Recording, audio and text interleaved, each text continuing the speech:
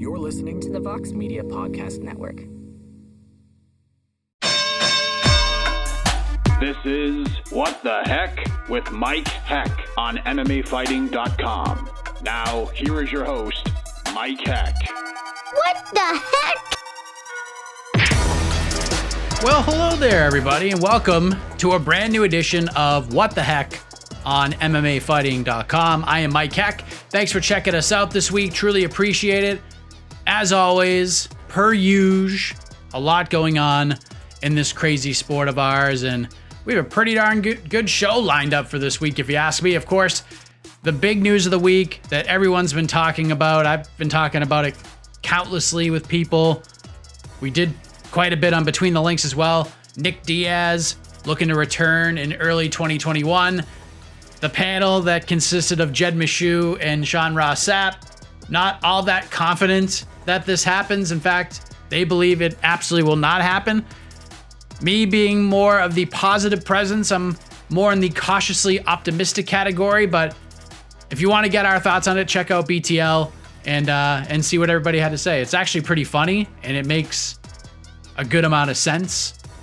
Pretty much every take on it, but we'll see if it happens. It's great news for everybody, but a lot of combat sports action this week. We have LFA, BKFC is back this weekend. Bellator has two events this weekend on Friday and Saturday from the Fight Sphere at Mohegan Sun in Uncasville, Connecticut. That will include Phil Davis versus Lyoto Machida 2 on Friday night and the battle for the vacant bantamweight title on Saturday. Great fight. Probably the best fight of the entire weekend. Juan Archuleta and Patchy Mix. And the UFC, of course, is back with another card on Saturday night as well. Michelle Waterson versus Angela Hill is the main event for that card. And I'm telling you, I saw people complaining about the card once Glover Teixeira tested positive for COVID-19 and his fight with Thiago Santos was moved till October. But I gotta tell you, if you really look up and down this card, this one has the makings to be really exciting. It's one of those don't sleep on this type of events. I mean, there's some really good fights. Co-main event between Kama Worthy and Otman Azatar is awesome. So this should be a lot of fun. Don't sleep on it. But a lot to get to this week. So let's run down the lineup and get to our first guest. Rounding us off is the NMF/nicest MFer champion, Stephen Wonderboy Thompson. We'll check in with him, see how he's doing, get his thoughts on an ever-evolving welterweight division, Nick Diaz's potential return, and much more. Mackenzie Dern is back in action next weekend, September 19th. She'll take on Randa Markos in a big one at 115 pounds. She'll join the show for the first time a little bit later on. It's been a crazy 9 days or so for William Knight. He goes back on the Contender Series last week, not this past Tuesday night, but the one before. Gets in danger against a tough guy in Cody Brundage, which, if you follow William Knight's career, this is nothing new to William Knight. But as he's done so many times before, he battles back, finishes the fight. The developmental deal becomes a full-on 205 roster spot, and his Octagon debut is already set against Aleksa Camur at UFC 253 on September 26th. So we'll check in with the Nightmare to recap the win and preview his Octagon debut. Speaking of wild stretches of time, that can be said for Julia Avila as well. She was on this program a few weeks back. It was an incredible interview talking about her fight with Nicco Montaño that was scheduled for September 5th at the time. It had already been moved once. And as you know by now, it seemed like a day after that interview actually aired, Montaño tests positive for COVID-19. The fight gets moved to October 3rd. And then after that happened, it appeared Montaño wasn't going to be able to obtain a passport to head to Abu Dhabi to fight on October 3rd. And it just kind of turned out that Sijara Eubanks was supposed to fight last weekend against Carol Rosa. She lost her opponent. It was a bad wake-up for Carol. She was hospitalized. Hopefully she's doing better. That happened last Thursday after the virtual media day. So now Avila versus Eubanks will go down this Saturday. So a lot of movement, but that's a great fight. I spoke with Avila on Friday for a few minutes. Right after we recorded the previous show, you'll hear that conversation around 20 minutes. But first, if you've been following my career for a long time, even before MMA fighting, you know that I've been speaking with one Gerald Meerschaert for a long time now. Again, another example of an athlete having a weird, wild adventure in our sport. And after everything that has happened with positive COVID test, fights falling out with Ed Herman. GM3 is now going to fight Khamzat Chimaev next weekend in Las Vegas. It's the veteran versus the super prospect. So I figured it was the perfect time to have him back on the show. So we're going to kick things off with the one and only Gerald Meerschaert right now on What the Heck. All right, back of the show is Gerald Meerschaert. He's been the talk of the town as of late, as on September 19th, a little over a week from right now, he's going to take on Khamzat Chimaev in Las Vegas. It's been a wild month, to say the least, for this man, that's for sure. Gerald, good to see you, man. How are you? Good to see you again, Mike. How you been? I've been all right. Haven't had a crazy stretch of time like you've had, but where are you right now? It doesn't, this is a different kind of a setup. Where are you right now? What are you doing? Yeah, right now I'm in a hotel room in St. Louis, Missouri. I'm down here with Duke Rufus and working with him and Tyron Woodley and Dean Thomas. So obviously we're fighting on the same card. Tyron's the main event, so we're all helping each other get ready for September 19th. Nice. So I wake up this morning, Gerald, and I'm getting ready to start my day. I usually just kind of lay back and scrolling through stuff like I normally do, and I see you're all over the interweb. You're doing interviews with everybody, doing interviews with ESPN. All the Johnny-come-latelys are coming out to talk to Gerald Meerschaert now. Like, what have you made of all this attention over the last 5 to 6 days? I love it. I love that finally I get to be in the spotlight a little bit. And, I saw a comment on something I did. It's like, oh, I never heard this guy talk before. Now I'm a fan. It's like, well, give me the mic and let me go, and I'll get some more fans. So, I mean, as people know, this kind of all began on August 1st. You're supposed to fight Ed Herman, and then we find out about the positive COVID test hours before this event is about to start. Then the fight is rebooked with Ed for this Saturday, and he's on his third different opponent now.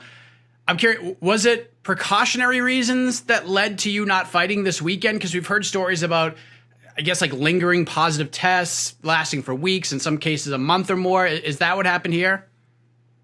That's exactly what happened. I kept coming back with positive tests, and it was one of those things. I talked to my manager and my coach, and, I had to quarantine for 2 weeks, first of all. So, I'm still training at home. I got a little home gym. It's not the same necessarily, but I'm still doing something, right? And for me, I was very fortunate that my symptoms, I had like a stuffy nose for a couple of days. That was it. So that wasn't a big deal. But, after not being in the gym for so long, I was trying to see if maybe we could fight at a later date, but they needed him to fight like very, very soon.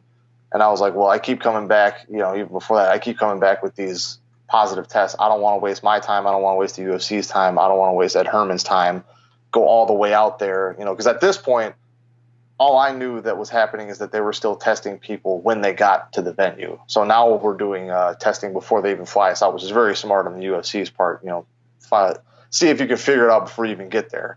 Because in this case, I was over, all the doctors I talked to, they're like, you can go back to normal, doing whatever you want. It's just that I know I can't fight if I have the positive test. So, it'd be different before. I didn't test positive till like literally I got woke up at 8 a.m.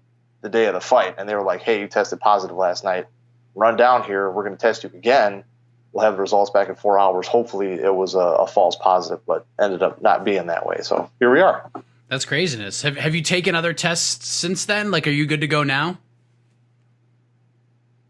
I took a couple tests and got negative pretty much after we had made the decision not to take the September 12th fight. And I was like, well, of course, right after I'm like, oh, hey, I keep testing positive, probably shouldn't do it. And then, the week following, I get a couple negative tests. And it's like, well, I already said, no, I'm not going to, jerk their chain back around and forth. But luckily they needed a replacement for somebody else. And, I get a little more time to train, so I'm not mad about that. I mean, the fight with Ed Herman got a lot of people excited. It was kind of like a low-key banger that everyone just kind of got fired up about. But this is a super interesting situation you're in now, because now you're facing a guy in Khamzat Chimaev who has garnered all this buzz over the last couple of months after jumping on Fight Island and getting a couple of finishes in like a week and a half. First off, when you and your team were approached about this fight, how surprised were you that Chimaev was the other name on the contract? Was that surprising to you? Yeah, I never, when I had seen him and he said he'd go back and forth, just offhandedly, I was like, oh, I'd fight that guy if he, tried to take an 85 fight, especially with all the steam behind his name and everything. But I never thought that it was going to happen, especially, this quick. And then, I found out maybe a day before the internet did. I think like they started breaking news about this on like Wednesday or Thursday. And I think I found out like Tuesday maybe or something like that, and signed the contract a couple days after. So, I found out pretty much with you guys. There's, like you said, there's a lot of buzz around him right now because of those two fights. And this doesn't happen all that often in our sport to this extent after only two fights. With Khamzat, like, why do you think that is? Like, do you get this appeal, or are you more in the why is this a thing camp? I understand why. I've been around long enough and I've seen the direction the sport has gone and like the way the UFC likes to build people up. And it makes sense. He's young. He's undefeated. He had two very quick fights back to back where he looked very dominant, and a lot of, because they were so quick back to back, a lot of people overlook the opponents they had, right? He had a guy that moved up from lightweight to welterweight that, wasn't a challenge at all. And I don't know, maybe that guy had a bad night, maybe he's different, but from what we saw on that night, it didn't look like it was, much of a challenge. And then he fought a guy who was an 85er, it looked like he had a tough weight cut, and really his thing is more he likes to stand and bang. So, it's pretty easy work if you're a competent grappler, and clearly it was. So that being said, you fight fast enough, people overlook those two things. And on top of it, you fight just like a guy who's a champion right now and also undefeated. You know what I mean? In this case, because most times, people want to see guys stand and bang and knock each other out, right? Well, you fight exactly like Khabib, and you're also undefeated from the same area. He's doing the I will smash him, same whole shtick. Of course, they're going to take it and run with it. You've been in this situation a few times in your career when it comes to fighting guys with a little bit of hype behind them. Like your UFC debut comes to mind because I remember covering that event in Albany and the Joe Gelati story. People were talking about him and you went in there and did your thing. But there's one fight specifically that sticks out to me, and that was before you got in the UFC. 2016, you're getting ready to fight Sidney Wheeler. He's 5-0. Everybody's talking about this guy as a young up-and-coming prospect. I remember the promotions reaching out to everybody. You got to talk to this Sid Wheeler kid. He's 20 years old. The kid's a savage. He's got to be in the UFC.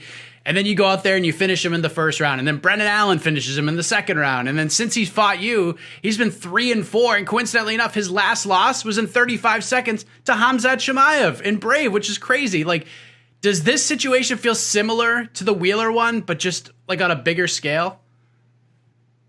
A little bit, yeah. I definitely think Khamzat's going to be tougher for sure, right? Sid had a lot of hype behind him.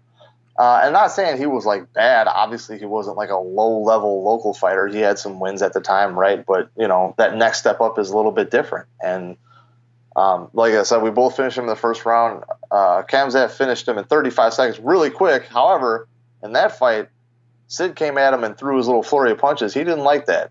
He kind of freaked out for a second and then shot in, and then obviously it didn't really matter much because it was over real quick. I came at Sid when I fought him and tried to take his head off. And then when he took me down, I was like, all right, fine, I'll just snap your arm. And, I ended up getting the submission. So it took maybe a little bit longer, but I was the aggressor from bell to bell, whereas Khamzat, he took a little bit to get going. Well, once he got going, he was fine. So did you take anything away from Sid's performance that maybe you'll be the aggressor in this one as well?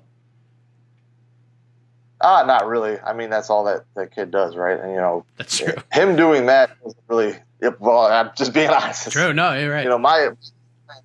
My game plan has nothing to do with that. So I'm a pretty well-rounded guy. The only wins I seem to be allowed to have in the UFC are finishes. So, I definitely don't want it to go to decision. Right. But I'm also dangerous everywhere. I've knocked people out. I've submitted them from my back, from being on top, after ground and pound, all kinds of stuff. So, he's got to worry about me more than I got to worry about him, as far as he does the same exact thing every fight. He's going to drop to his knee, shoot a double leg. And if he doesn't get that, he's going to come up to a body lock. And then he's going to get you down. He's going to try and lace your legs up with his legs, or he's going to try and wrist ride from like a referee's position and hit you until he chokes you. Well, I'm not going to be dumb and go right to my hands and knees and try and stand up the way he wants. I can submit people off my back. I can definitely submit him off my back, so I'm not worried about it. So he's got to think about, what way is this guy going to try and finish me, and how do I navigate that?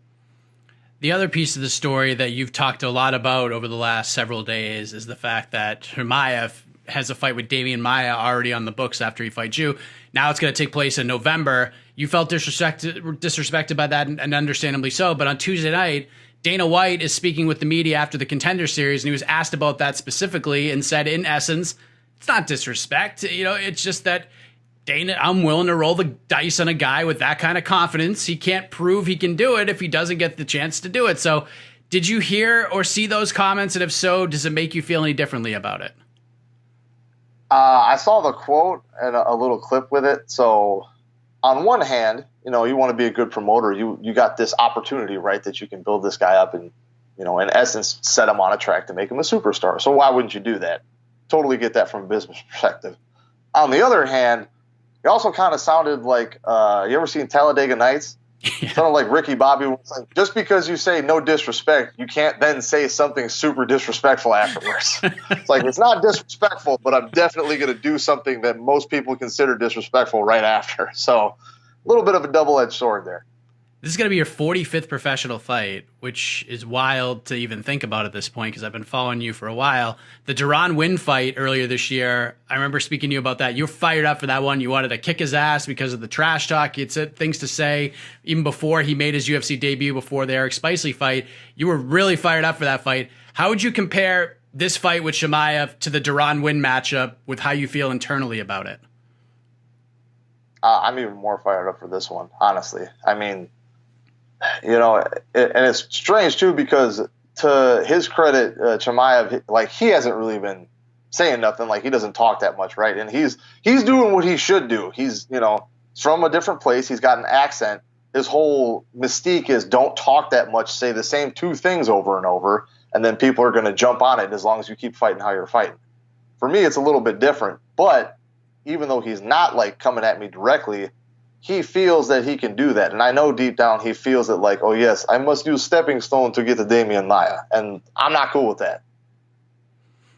So now he wants to go from you to Maia to both Diaz brothers. I don't know if you caught that at all. Yeah, I saw that and he was like, oh, I'll fight both Diaz brothers, blah, blah, blah. Yeah. At this point, he's just taking what he's been given and trying to make the most of it. So hats off to him for that. Right. I mean, that wasn't, maybe I would have packaged it a little bit differently. But, again, all he's got to do is say 2 or 3 things and he'll be okay. Will the social media warfare game continue to be part of the build-up on your end to this fight? Because you posted some of these funny pictures. They're starting to come out a little bit more and more. I saw the Thomas, the train photo with his face on it, tilted over. My kid appreciated that, by the way. But, you did a lot of it for the Duran Win fight. Are we going to see more and more of this leading into next Saturday? Yeah, you might see a couple more. I mean, we'll see what happens. Like I said, I've been traveling around a lot, getting ready for this fight. I'll be in Missouri for a little bit, and then I'll head back to home. So if I got some spare time on my hands, you might see a little bit more. Do you have gambling friends, Gerald? Because right now you're an over 4-1 underdog in this fight. You have 38 more fights in this guy, and you're a 4-1 dog. How crazy is that with all of your experience? 4-1 underdog? That sounds a little misguided here, if we're being honest. Yeah, no. Well, I remember someone was asking me about that, and I think the last I heard he was -5 something, and I was -3 or 350. And I even guessed offhand. I was -6 and +4, and then it was oh, you're pretty close. And I was like, of course I am. So yeah, anyone that likes betting money on anything, this would be a pretty good bet for you to take right now. There's a lot of upside that people aren't seeing. There you go. I mean, you've done this long enough to know that you can't look past any date or any opponent, regardless of experience. But have you thought about what a win over Chimaev could lead to for you? Do you feel like this could launch you into a different place in your career? Oh, it would definitely help a lot. A lot of people keep asking me, oh, well, if you win, do you want to fight Maia? And look, as far as I know, Maia's staying at 170. And if there's one thing I do know, is that I'm not cutting to 170, first of all. Second of all, I'm not really thinking about anybody else. I'm thinking about Khamzat Chimaev on September 19th. There's nothing after that. Right now, I am very one-track, singular-minded. That's all I'm here to do. So he can think about how many people he's going to run through by the end of the year. I'm just thinking about him. It's just me and him locked in the cage. How's Tyron doing right now? He's got a big one ahead of him. lost his last couple fights, about to fight Colby Covington. This is the fight we've been waiting for years now. It's finally going to happen next Saturday. How's he doing? What's his mindset like right now? He's looking good, man. You know what I mean? I was with a big part of his camp for the Robbie and Darren Till fights, and he's looking just as good, if not better, than he did for both those fights. You know, his conditioning's on point. The hands are moving fast and in high volume, so if anyone's worried about that, there's a lot of punches being thrown, and like he's mixing it up really well. He's definitely going to put Mr. Covington on his butt a few times. Before that happens, you have your own business to take care of. How do you take care of this business? How do you derail this train on September 19th, Gerald? I just got to break him mentally. And I know it's not going to be easy. Look, again, undefeated, tough kid. He thinks he can take on the world. But what's going to happen when he runs into somebody that doesn't lay over for him? What's going to happen when what he wants to do is the worst thing to do for him? I'm going to frustrate him. I'm going to make him make mistakes. And then he's going to find himself in a position he's not used to. And he's going to have to either give up, go to sleep, or he's going to get an appendage broken off. Great stuff there from Gerald Meerschaert. I think he's handling this all in stride, and let's be honest, I think he's handling it perfectly. He's embracing this underdog role. He's quite frankly surprised he's this much of an underdog.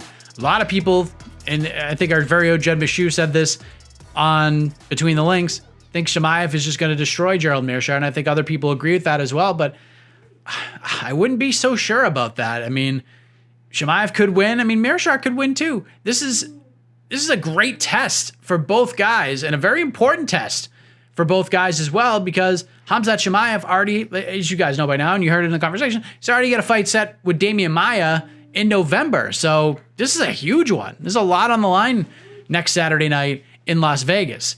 As we move ahead to our next chat, we look ahead to this Saturday in Las Vegas. On Friday, we finished recording the UFC Vegas 9 preview show, and I got to jump on for a few minutes with the Raging Panda, Julia Avila. Once again, she's back in action, taking on Sijara Eubanks this Saturday night.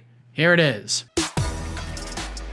All right, so 2 weeks ago on What the Heck, we had a long, in-depth conversation with one Julia Avila, but things have changed quite a bit over the last 24 to 48 hours, so let us be rejoined by the Raging Panda as she has a new fight. She is no longer fighting Nika Montano on October 3rd, because that changed as well from the last time we spoke. She's now fighting Sijara Eubanks next Saturday, September 12th. What a crazy road this has been, Julia. How are you? Yeah, I'm doing great. It's been crazy, but I'm really looking forward to it. And yeah, I'm just ready to get in the cage and rage.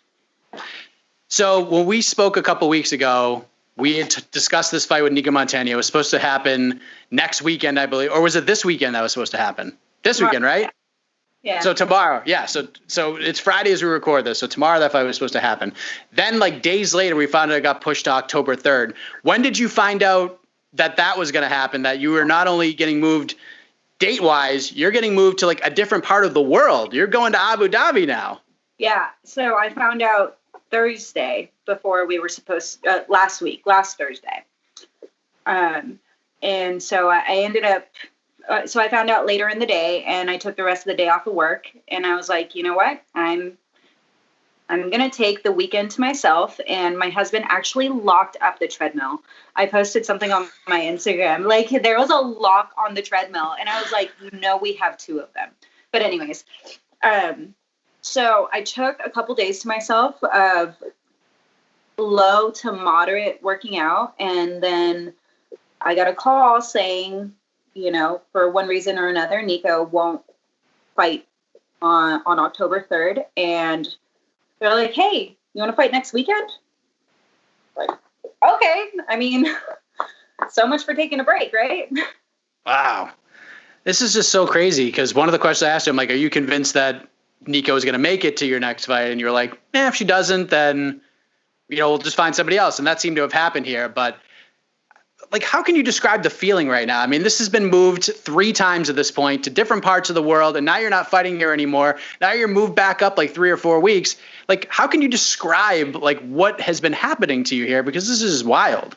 Yeah, I mean, I'm getting pulled a lot of different ways, but I'm very grateful that I have an understanding corner where all of my coaches are very pliable to the situation. The UFC is helping in trying to find an opponent for me. I mean, it's really weird times, so I can't hold that against them. And if someone doesn't want to fight me, I don't want to force them, right? So, I mean, there are silver linings. I did get a new contract, and, I do have a fight now. So I got to keep positive. That's good. And Sijara Eubanks obviously is a very tough opponent. She could have easily said no to this fight after losing a fight and having a training camp. And now she's going to fight you. You've got to be a ton of respect there. Okay. Being able to be matched up with Sarge, definitely a different opponent, different style than Nico was. But how excited are you to fight this kind of a style? It seems like Sarge has fireworks written all over it. Yeah, I'm really excited. I know she's very strong. I know she's ready to brawl. Like, she's ready to go wherever the fight dictates. I know she's a black belt in jiu-jitsu. She's a Lloyd Irving black belt, and that's nothing to shy away from. So, and I know she likes to stand up. And so I think it's going to be a really fun fight for the fans. There's going to be blood, and I'm really, really looking forward to that. None of it's going to be mine. I don't know. We'll see. But it'll be fun. I think it's a great fight, and it has fight of the night written all over it. Do you like this matchup better than the Nico fight? Yeah. We're both ranked, so it makes sense. I think it's a great opportunity for both of us to showcase what we're capable of doing. I definitely think there's going to be a finish, and it's going to be good. It's going to be really exciting. Like I said, really exciting for the fans. Congratulations on the new deal, by the way. So silver linings, we got a new contract. So that's amazing. I assume you're very happy with how that all worked out and the details of said contract. Yes, I'm very excited. Like I said, the UFC has been very supportive with me, and they've been helping me out with trying to find opponents. And, the 135 division, there's a lot going on there as far as big moves and big fights coming up. So I just got to be patient. Hopefully I get the right camp for the right fighter. I'm not going to sit and take a short notice fight against a top 10 opponent. That's just not smart on my part. I will take, that fight with the appropriate camp, but this is my second short notice fight, and I don't think I've ever fought anyone that I've signed a contract for. So, I mean, like I said, strange times, but it'll be good. Yeah, I think I was trying to do the math the other day after the fight got moved to October 3rd. And I think it was 9 changes between opponents and dates up to that point, with only 1 year, like just over 13 months of UFC experience. And since then, I think we're in the double digits now. Yeah. So it's got to be smooth sailing from here, right? Like, it can't get any worse. It's all, downhill or uphill, however you want to look at it. Whether it does change or whether it doesn't, I mean, I'm still going to keep a smile on my face. I'm still going to beat my opponents. I'm still going to be prepared. I fight my fight. I'm very confident in my approach to fighting. So I think I'm going to be able to dictate wherever it goes. I know I'm going to be able to dictate wherever it goes. So I don't know. I'm just, I'm excited for what the future holds. And I think that after I win this one, I think it's going to prove that I am going to make a run for that title. Is the Nico Montano thing, has that ship sailed at this point? Can we say that accurately? Unless she starts going on a run here. Like, can you say that at this point, that this thing's done at this point? Yeah, it's done. I was really bummed out. I was kind of looking forward to seeing her. So I don't try to make this public or anything. But for my opponents, I'm very grateful for every single one of my opponents. And I usually try to give them a gift.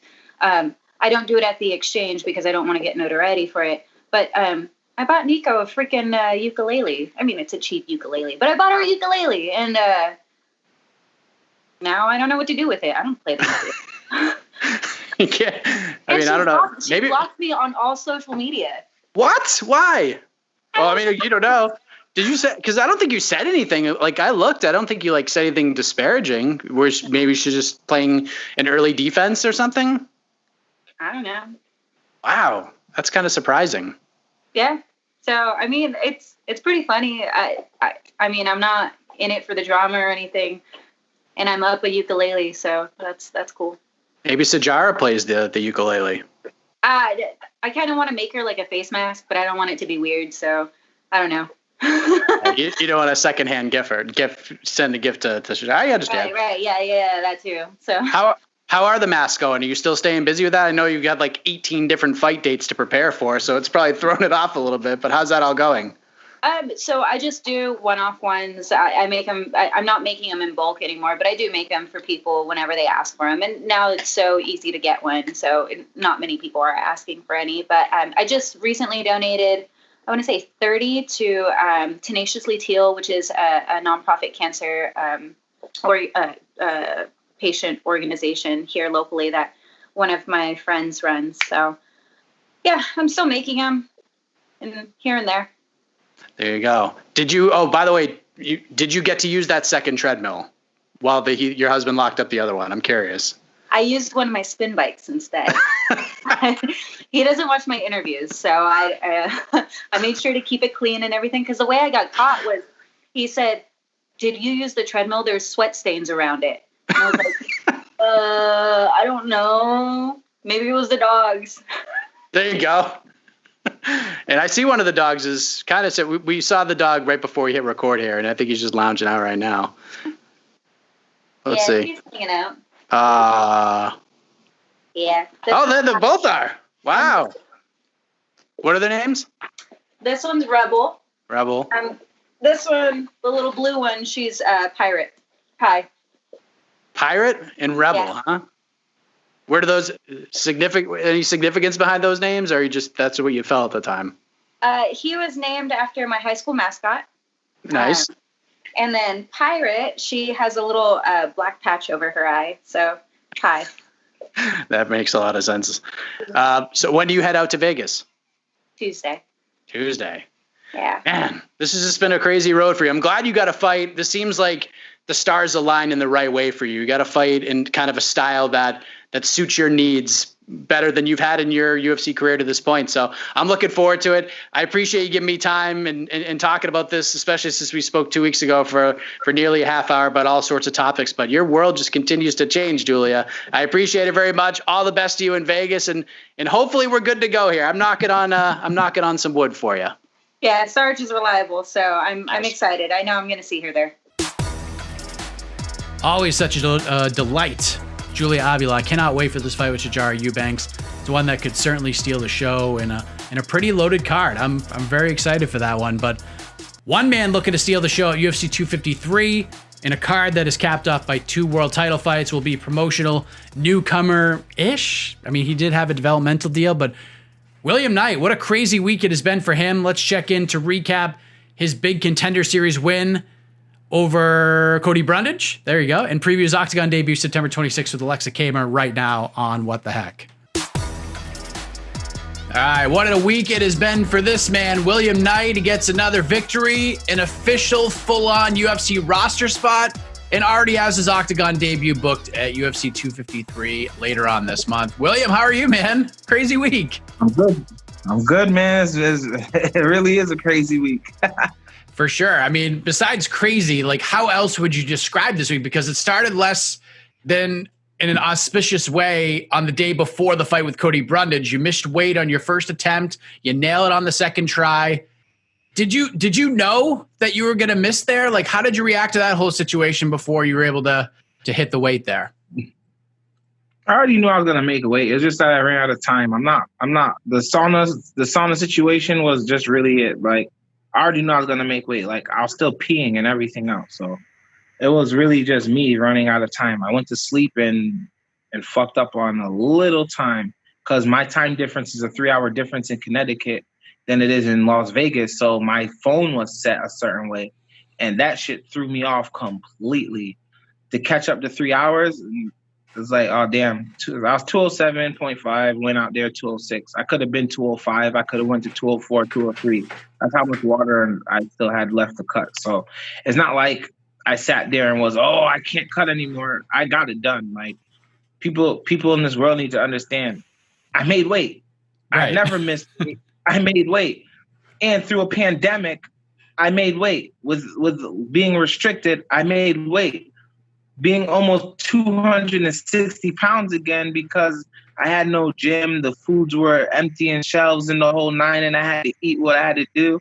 I made 205, 206, and I'm going to do it again in another 3 weeks. You took on Cody Brundage, who was getting a lot of buzz over the last year. He comes out very aggressively, which kind of surprised me. He shot, goes for a takedown, has your back, looked close to finishing the fight, but then it was like deja vu of your CES fight with Rocky Edwards. You're able to keep Cody's arms tied up. He was unable to land any more damage. And in that moment, you looked like you were just like chilling at the beach in that spot. Like, how much trouble were you actually in there when he was raining down those shots? So when he was hitting me, I was talking to Herb Dean. I told him I was fine. So me talking to him was a game changer that people understand. Like, if a ref sees you not responding and you're just flustering, then of course they're going to stop the fight. But you can land 100 shots at me. What are those 100 shots if they're not effective? You see what I'm saying? So as I'm blocking, I'm talking to Herb Dean saying, I'm fine, I'm good, I'm good, I'm good, I'm good, I'm good. I'm talking to him. So after the situation at hand, I'm like, I've been in this position before. I can either bridge up or give him my neck or lock his arms down. So I chose to lock his arms down. So that was the idea at hand.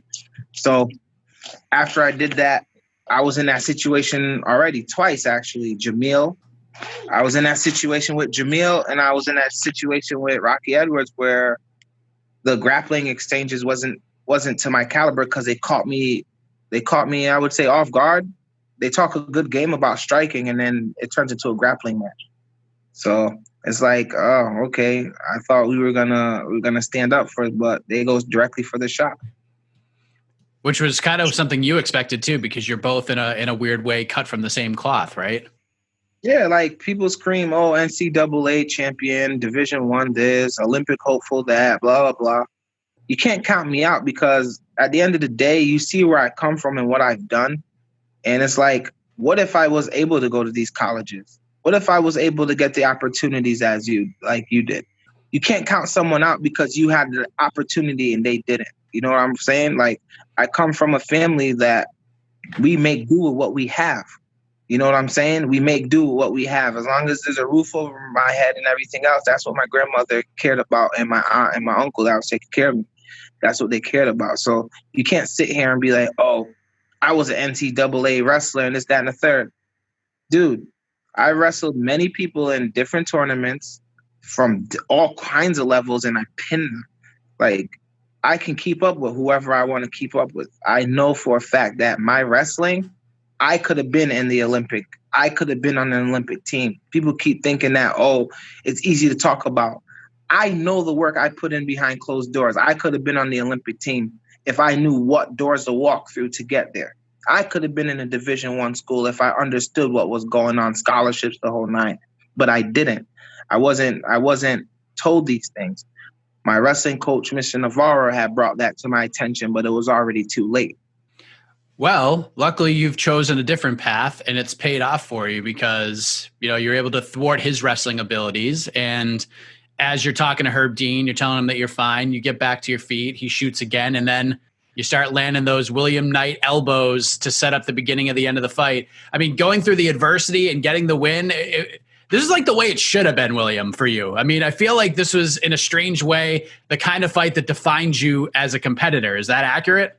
Yeah, it's accurate. Like, I respect you, Mike. I respect you. You know why? Because you actually do your research. You've seen I've been in worse positions. You got Terrence fight. Look at Terrence. I was in some, he's about to lose positions. Got out. Jamil, I was in some deep and deadly headlocks with a guy who had almost 60 pounds on me. Because people don't know, I made 205 that day. And I was going up to CES when they told me that I was fighting heavyweight. And I still weighed in, drinking a little water from there. Like, literally that day, I was 205 that day. And I went against this guy that they brought in with the credentials he had. You know what I'm saying? It's not like I sat here and fought no bums. Like, and then Rocky Edwards, where he comes from, the people he fought and the skill level he has. People got to realize I've only been doing this for 4 years. for 10 years out of school, I didn't do anything. I didn't do nothing. I wasn't in the gym. I wasn't lifting weights. I wasn't training. I was just gaining weight and playing video games. And one thing led to a next. And I got introduced to Iron Will Fitness and Thornton's Mixed Martial Art and Fitness. And those two head people created such a monster in myself, me. When did you feel like this was the right move for you? Like you talked about how pivotal these coaches were for you. Obviously you've aligned yourself with some really strong people. Tyson Chartier, you gave him a heart attack on Tuesday night. That's just the kind of guy that he is, wearing that backwards hat. When did you know, like, this was it, man? Like, you had the confidence, especially after not doing something for that long once you got out of school. Like, when did you know, like, this is it? Like, I found my calling here. Yeah, so the life is the life experience that determines a fighter. You got to realize, like, people don't realize there's even me and you could sit here across from each other from the cage, and clearly I'm going to look like the guy that's going to win, right? For all I know, you've been through something worse than me in life. That puts you in a situation where you won't let me win. I just can't. You've been through so much. What's that sense of getting your hands raised? Like, just that confidence to let you know that there's still a chance out there in the world. So that's where I come from. My years of growing up as a child, those were my hardest fights. Me fighting in the cage is the easiest thing I could do. Like, I train every day for this. I'm in the gym. I call my coach. I'm with Carmen. I'm with Ed daily, day in and day out. Like, people say, oh, it's a job. I actually enjoy this. It's not just a job to me. It's something, this is my getaway. This is my little chance to sit here and actually express. That's the word I'm looking for. I get to express what's been buried inside me for years. I get to do it through the beautiful art of fighting. That's exactly how it is. Exactly that way. So when you see the aggression, when you see the speed, the power, the wittiness to overcome, that's all me. That's my true expression of who I am as a person. So for 10 years, I sat there just letting myself go. And I just said to myself, I need to do something. I'm a competitor. I miss doing competition. So I looked into fighting and things because wrestling was the only thing that I could try to look up. Like, I like that sense of being able to control your output, what you're going to do, and the outcome. I didn't have to rely on the team. And then one thing led to a next, and I went from being on mats into a cage. You've told your story a few times. Like, if people Google William Knight in your story, they'll be able to find it. But some people are seeing you for the very first time here, or they saw you on Tuesday night for the first time and they want to hear more from you. So what was the breaking point for you? Because you said, like, you put on this weight, you let yourself go, and then finally you were just like, all right, I have to do something here. Do you remember, like, the certain breaking point for you? Yeah, I do, actually. So it was 2011, actually. It was 2011 when I seen a photo of myself from high school. It was in my yearbook, actually. And then I didn't pay no attention to it.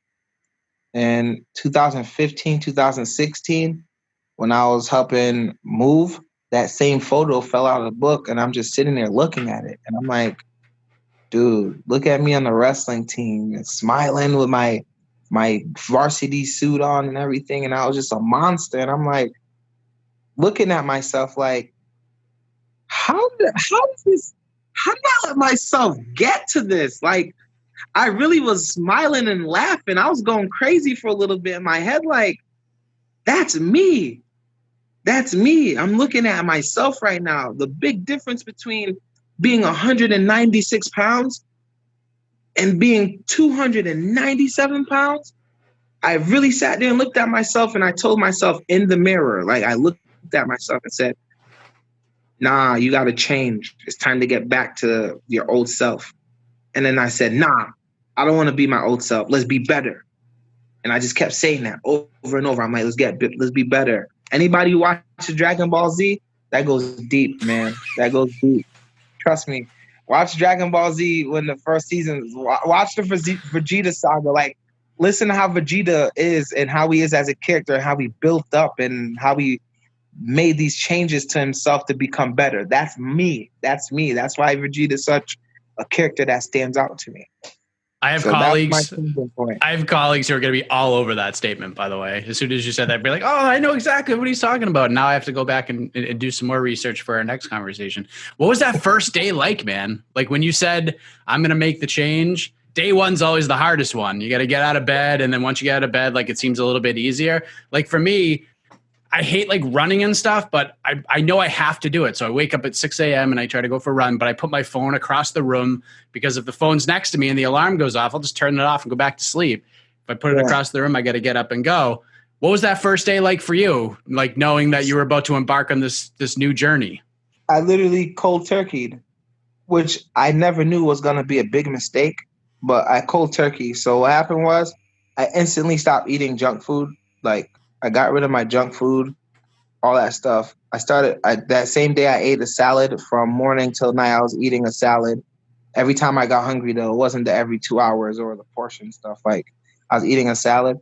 Then out of nowhere, I went to the YMCA and put the treadmill on and started running. The worst mistake of my life. My shins were burning. My legs were burning. It felt like fire ants were biting on through my skin. It was my lower back started hurting because I'm this weight. My knees started hurting. It was bad the first day, but that first day almost kept me from the second day. So I was real beat. I was like, yo, I don't know what I just did, but I'm hurt. I had to go to work. I was limping. People were asking, what happened to you? You were at a party? You drunk? I'm like, nah, man. Like, I literally cold turkey. I was eating salad all day yesterday, thinking I was cool, drinking water, and I literally started my first workout with a 6.5 run. Even though I was tired, I would grab onto the thing and run. No incline, nothing, because I didn't know the incline would help save your knees and everything else. So that first day was like, holy shit. I was like, nah, I can't do this on my own. And that's when I had to go search for like alternatives, and I found Iron Will Fitness. That's amazing. And you know, this journey's been pretty crazy for you. It hasn't taken a long time, and you were in the Contender Series last year, as everybody knows, and you were already signed to the UFC after that fight. You know, you got a developmental deal, and people don't understand, like when you get a developmental deal, like you are signed to the UFC, but you're just kind of you saw the test pool. Right. Oh, speaking of that, let me tell all my haters something. Okay. Let me tell you guys something real quick. I never in life used a fucking steroid. Sorry for swearing. I never used a steroid. I don't even know about cycling or whatever that shit is. I'm reading these things online. I'm actually learning more from these idiots than I have in anyone, because I don't use steroids. I never even knew what these things were, the enhancements and stuff. They're like, oh, steroids could be used for recovery. Like, I'm literally learning from these people. So let me explain something to you guys. One, I never used steroids. My genetics and my family is ridiculous. My dad, my brother, my cousins are 6'5" and they're big too. Like, think about this. They're 6'5", 6'5 and a half, 6'4", 6'3". These dudes are no joke. These are my cousins. My brother's 6'1". He's just like me. So you mean to tell me, I'm one of 14 siblings, by the way. I'm one of 14. So think about this. Me and my siblings, even my sisters. My sister Chelsea was in, she does gymnastics. She's a monster. You're telling me that means all of us are using steroids. Because I'm not the only athlete in my family. I got a sister, I got cousins, the whole nine. 1, 2, I never use no steroids or enhancements. I don't believe in that shit. Like, I truly believe in my mind, even when I get sick and stuff, I don't use medicine. I can't and I refuse to use anything that's going to help me get better or help me heal or whatever, like medicines and stuff. I don't want to become dependent on anything, because when I get hurt and I can't afford it or I can't find something, I don't ever want that feeling like, oh, I need this. Like, I don't use ibuprofen, Tylenol, none of that stuff, man. I literally don't. And it's crazy because people are really saying I used to cycle. You could tell by his frame. Listen, world, I was 297 pounds. 297 pounds. I started lifting weights. I tried to build up thinking lifting weights was going to get me to lose weight, but it was actually building my body. That was for the first year. Then Iron Will taught me calisthenics and cardio and diet, why I look like this. Do not hate on me because I diet and do shit the right way and lose weight and my body looks like this. I am sorry that my body looks like this. I'm telling you, I would choose to look a little out of shape. That way I could probably make 185. But I can't. Getting to 205 is it. That's the most healthy state of mind, the healthiest that I can do. And I'm just going to say, I'm sorry that I look like this. I'm sorry. Blame my mother and blame my father.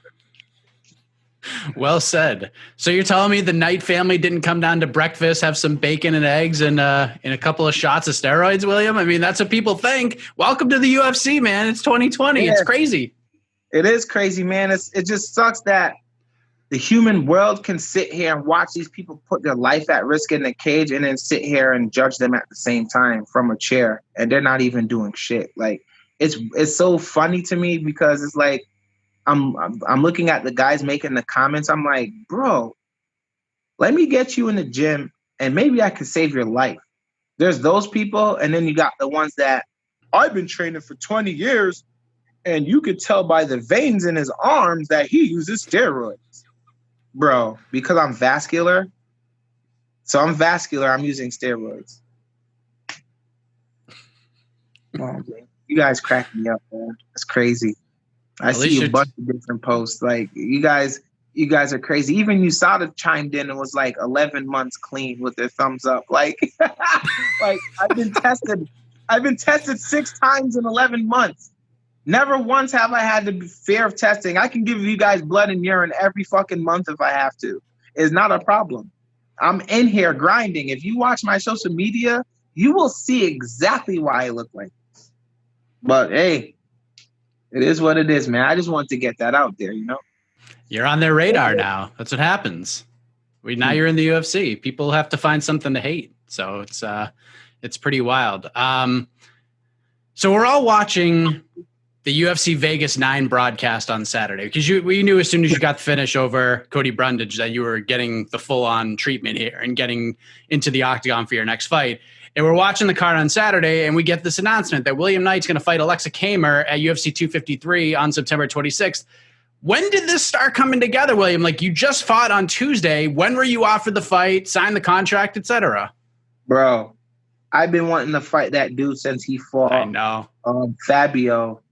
He said some disrespectful thing in the camera about 205ers. Like, anybody in a 205 division can get it and blah, blah, blah. Mind you, I just won my debut for my Contender Series fight, and then he said what he said. Or I think it was vice versa, whichever way. But I swear to God, the way he was looking in the camera, he was looking right at me when he said that. Every single day I kept telling my coach, when, not if, when I make it to the UFC, once we get this contract, it was never if. It was once we get this contract, I want him as my first fight. I am grateful to God. Like, I'm so grateful and just humbled that I got him as my debut fight. He already debuted, but this dude is 6-0. I don't care about no record because if you can see all the people who are undefeated, I gave them their first loss. I don't care about no wins and loses because you can have a 10-0 record and you could put those 10 fighters, no disrespect, you could put those 10 fighters together and you'll probably have two and a half decent fighters. Like, people don't understand. People stack their record to build that confidence. I already have my confidence. I got my confidence from early stages of life. So when I got him, when my manager hit me up, where was I? I didn't even make it home yet. I didn't even land.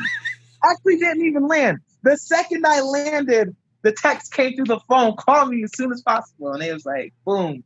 How'd you feel fighting this guy in 3 weeks? At first, I was like, I don't feel like fighting in 3 weeks, man. My elbow's a little sore, and all that ran through my mind was that little the weight cut and not being able to eat all my foods I like. Food, number one, people. I know you guys can agree with me here.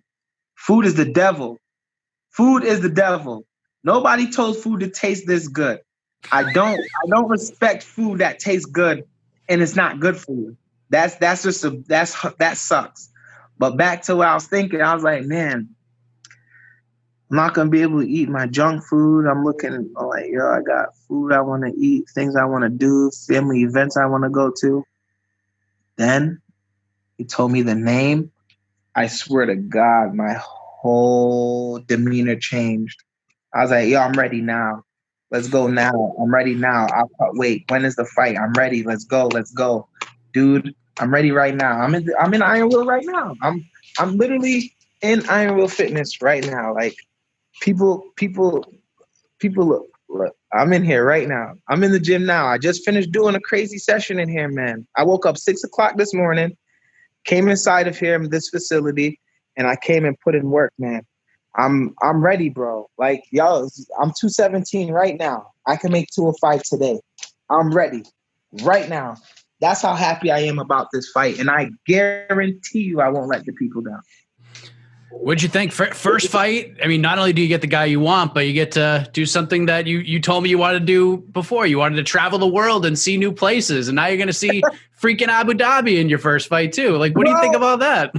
Dude, the fact that I'm going to Fight Island and I'm fighting on the Adesanya card is freaking ecstatic, bro.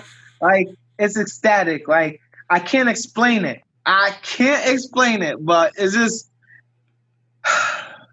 Imagine you getting off this interview right now and then your phone goes off and then you look at it and it's a PayPal for $1 million. That's the feeling I got right now. Wow. I hope I get that feeling. That's the feeling I have right now. I'm so happy, man. I'm like, what? $1 for what? Who's this generous? Like, you blessed me with my opponent. You blessed me with the UFC contract. You blessed me with a debut in Fight Island that everyone's talking about. You blessed me to be among the savages of savages. And you blessed me with a highlight. This card means more to me than what people think. Not only do I make my debut, this day is also the day they crown a new light heavyweight champion. Bro, that's full circle to me. All that's going to do is ignite a flame in me and make me grind even harder, which creating a more dangerous version of me. So I'm grateful. This card is perfection. Like, people say perfection doesn't exist. To me, this is perfection. Yeah, I mean, you get Adesanya versus Costa at the top, and then you get Reyes versus Blachowicz, like you talked about. I know you don't like to make predictions on your fights, but do you have any predictions for those fights? Dude, Reyes is in a confidence on his mind where he feels he's the most elite striker in the world. And I feel that might be a downfall because you got a savage who's more hungry than him. So this guy that's coming in, like, you got to realize he didn't get a title shot. This is his title shot. You had a title shot. You fought John Jones. That's a confidence booster. Don't get me wrong. But people got to understand, you can be a lion and get wiped out by a hyena. You can't have that confidence like I'm the king, as if you can't be touched, because that the second you get comfortable, I swear to God, the second you get comfortable in your mind is when you start to become, you start to beat yourself. People don't realize a confidence can be a strength and a weakness. Do you think Blachowicz is going to win? I believe he's going to win with a deadly ass knockout, bro. Wow. It's going to be a savage knockout. I haven't been wrong yet. I told people Aldo was going to get knocked out by McGregor in the first 30 seconds of the fight because how his hand was shaking at weigh-ins. I'm like, he's going to come in with a wild right and Connor's going to counter him. I'm like, he's a counter fighter. Like, his hand was shaking. I'm like, dude, no, don't let him get his mind like that. What happened? Boom, 7 seconds. Craziness. Do you have an official prediction this time because of what's at stake and how much you want this fight? Is there an actual prediction here? The savage in me that I'm going to let out is saying first round, TKO, KO. Like, I'm telling you, it's not going to last 5 minutes. It's not. I will not allow it. I won't. I already told my coach, yo, hit me when it's the 3-minute warning. Then you're going to get everything you would have thought in 15 minutes, in 3 minutes. 5 minutes, that's it. That's all I need. I'm not playing games. This ain't no cockiness. This is me saying that that's how much I don't like what that kid said. I think his last fight or the Contender Series, man, just the fact that we put our heart into it and he just comes in with this cocky ass confidence. Like, yo, it just rubbed me the wrong way. The way he was looking at camera, everything. It's not, I don't dislike him. I just don't like how he went about it. Fair enough, which is kind of surprising because I've spoken with him a couple of times and he's a very respectful guy. So it's interesting. Hey, listen, I love it. I love storylines. It makes things bigger for me, makes things bigger for the viewer, makes things bigger for you, him as well. And I'm looking forward to this fight. Congratulations on everything, man. What a crazy week. What's that? Yeah, maybe I'm taking it personal, but I'm in that 205 division, so. You got to. You got a chip on your shoulder. You can always get to try to find one of those whenever you can get it. So, Wade, congrats on everything, man. Looking forward to September 26th. All the best to you in training and safe travels to Abu Dhabi, man. A fired up William Knight is opening up a little bit more. I like that. Big thanks to him as he prepares to make his UFC debut against Aleksa Camur in a little over 2 weeks' time in Abu Dhabi. Mackenzie Dern is looking to keep her momentum going after a history-making submission win over Hannah Cifers in her last fight on May 30th. She takes on Randa Markos next weekend in Las Vegas. Here's my chat with one of the top prospects at 115 pounds, Mackenzie Dern. All right, we have Mackenzie Dern joining us. She returns to action next Saturday night, September 19th, taking on Randa Markos. Mackenzie, how are you? I'm doing great. Thank you, Mike, for having me. Happy to be Absolutely. The fight is a little over a week away. As most people know by now, you are a mom as well as a fighter. How have you been, I guess, navigating this crazy time in the world, this pandemic, from not only being a professional athlete and a professional fighter, but also from a parent's perspective as well? Yeah, I mean, it's like crazy because this is my third fight since since my daughter has been born. So every fight, like, it's crazy that it's like I'm getting more organized, our life and things, but it's like every phase of her life, it's like new, I guess not obstacle, like new obstacles, you know? So now she's walking and running around. So it was good, like when she just kind of stayed still. Now I'm like training and kind of having to watch her, and now she's doing like some gymnastics and swimming. So the days a little bit more, then I'm kind of like missing the days that she just like, you know, kind of slept and that's it, you know? So we're just adapting and everything. So it's good, you know, I'm having fun. Definitely. I think this phase is awesome. She's going to go to my fight. It's the first time she's going to go to my fight since the whole Corona thing happened. But it's crazy, you know, like, we want to take her to the playground, but then now I'm like, okay, baby, I don't want to get, you know, don't want to get tested positive, you know, so I'm kind of like having to hold her back a little bit the last couple weeks just to make sure the first fight, right, is to not get tested positive for Corona is okay, and then focus the weight cut and then focus on fighting Randa. I have a 7-year-old, so it's crazy to go from like baby stage and then just see them slowly evolving to like little people. Like even as babies, I mean, they're little people, but now they're walking and talking, you're conversing with them. It's crazy, right? Yeah, now she's starting to get like the molars, you know, the big teeth coming in, you know, so she's like trying to bite all the time. I'm like, you know, it's crazy. So we saw you compete back in May. You took on Hannah Cifers and you made some history with the first leg lock submission in women's UFC history. And you were coming off your first career loss. It doesn't get much better than that, does it? Yeah, it definitely was like, I don't think there's a better way to kind of come back from a loss, you know.